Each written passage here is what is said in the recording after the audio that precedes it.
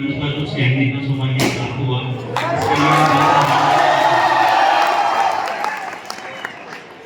आज मुझे पता लगा कि हम सारे टीचर है ना, आपको कितने नीरस लगते हैं।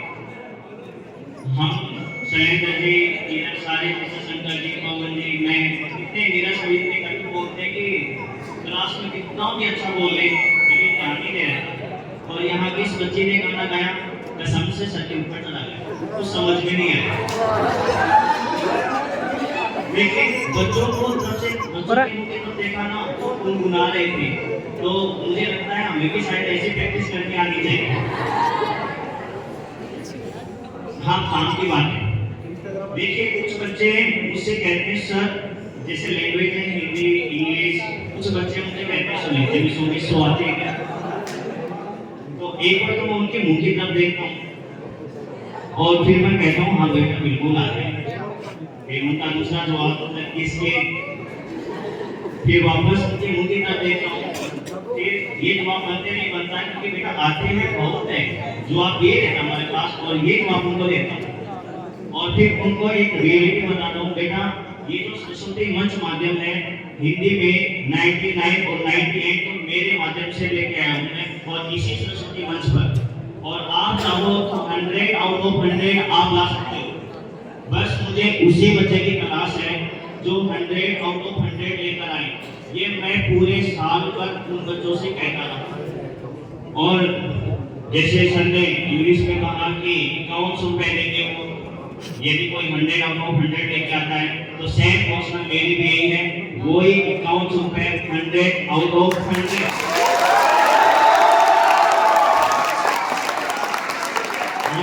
दूसरी बात, जो बच्चे 95 प्लस लेके आते हैं, मैंने उनको क्लास में बोल रखा है, फिर से इस मंच के माध्यम से बोल रहा हूँ कि उन बच्चों को एक डायरी 100 प्लस की होगी और एक पेन 50 या 60 प्लस का होगा, ठीक है।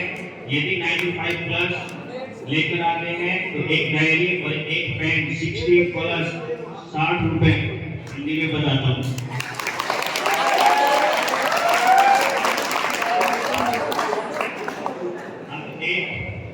जैसे पूरी साल कुछ ना कुछ कहानी कहते हैं, एक कहानी बहुत सही विदाई के बेला पर लास्ट कहानी, और फिर कहते रहो कि फिर नई कहानी हमारी और आपकी सुनते रहेंगे। सुनिए, एक किसान था बेटा, फार्मर। हाँ, उसको जो हम अंग्रेजी समझ में आती है उसको हिंदी दोनों भाषा में बता रहे। एक किसान था और बड़ा ही अपने काम के प्रति वफादार और ईमानदार था। कुछ बच्चे जैसे विद्यालय के प्रति, अपनी शिक्षा के प्रति, पढ़ाई के प्रति वफादार और ईमानदार होते वैसे ही, तो परिणाम ये निकलना था कि खेती उसकी अच्छी होती थी, सही समय पर वो जुताई वगैरह कर लेता था, बढ़िया कटाई कर लेता था, बढ़िया पैसा उसको मिल जाता।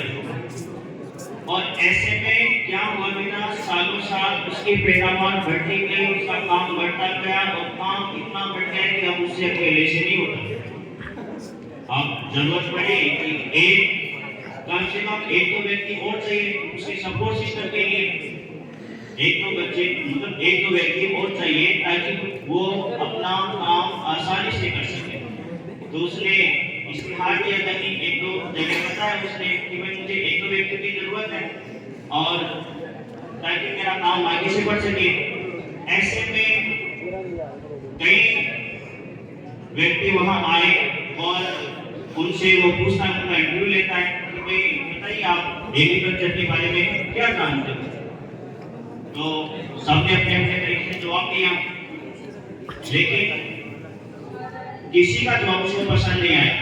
एक शंकर जी सर जैसा कोई एक व्यक्ति आता है उनके पास और वो कहता है साहब मैं अच्छी खासी खेती कर लेता हूँ, आप मुझे रख लीजिए। तो उसने भी उसे पूछा कि भाई तुम क्या जानते हो खेती के बारे में। तो उसने कहा I will sleep wet and win strong growth. उसको ये जवाब समझ में नहीं आया। शंकर जी जैसा व्यक्ति था, समझ में कहाँ से आएगा, खाते बच्चों को समझ में कम आता है।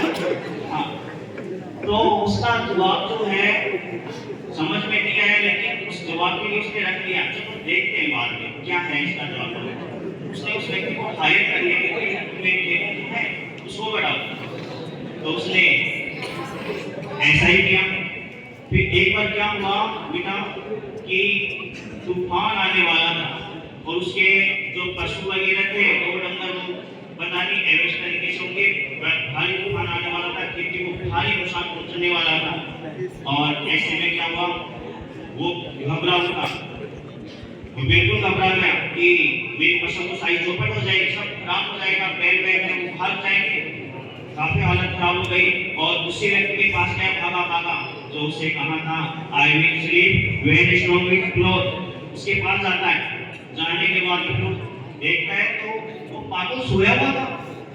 उसको लाभ मार उठाता है, उठ क्या कर रहा है, ऐसे तो सब कुछ खराब हो जाएगा, जल्दी उठ। तो वो क्या बोलता है, नींद हो गई, मैंने तो पहले कहा था आई विल स्लीप, मैं सो जाऊंगा जब तेज हवाएं चलेगी।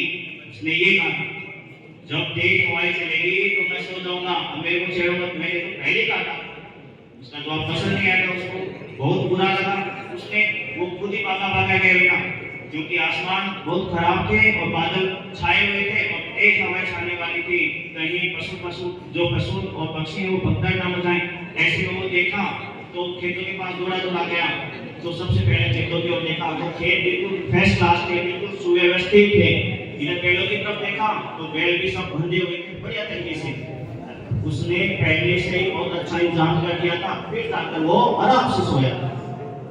इस कहानी का सार ये रहता बेटा, कुछ बच्चे सुव्यवस्थित तरीके से शुरू से लेकर जून से लेकर जुलाई से लेकर वो एग्जाम टाइम तक पढ़ते हैं, यानी कि उसने पहले अपना काम कर दिया था, अब बाद में वो आराम से सोते हैं। लेकिन कुछ बच्चे ऐसे होते हैं जो परीक्षा के आने के बाद उठते हैं, तो वो कोटेशन आते हैं जागो तभी सवेरा, वो भी क्या जानना जब परीक्षा के ठीक एक दिन बाद आप जागते हो। इससे अच्छा ये है कि आप अपना काम जो है पहले से तय करके इतना कहकर अपना विराम।